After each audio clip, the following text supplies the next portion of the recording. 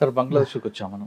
ఇటీవల జరుగుతున్న బంగ్లాదేశ్ ఇష్యూలో యాక్చువల్గా మన దేశం ఆ దేశాన్ని పుట్టించింది, జాగ్రత్త కాపాడింది, ఒక మంచి పొజిషన్లో తీసుకొస్తున్నది. ఇంటర్నల్గా ఇంత ఇష్యూ జరుగుతుంది అన్న విషయం వాళ్ళు కనిపెట్టలేదా?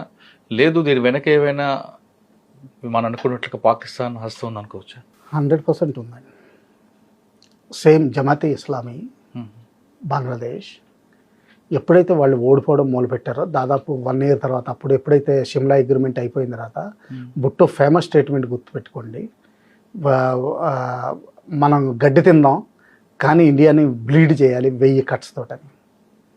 ఆ పాలసీ ప్రకారమే one of the policy. Bhutto statement ఇప్పటికీ ఉందంటారా? దాని ప్రభావం ఇప్పుడు కూడా ఉందండి.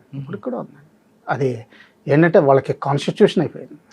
గవర్నమెంట్ బేసిక్ ప్రిన్సిపల్ అదేంటిది మన డైరెక్టివ్ ప్రిన్సిపల్స్ కింద అయిపోయింది. ఓకే, అంటే జమాత్ ఇస్లాంలో అంత పవర్ఫుల్ ఉందండి అక్కడ బంగ్లాదేశ్లో? ఉందండి.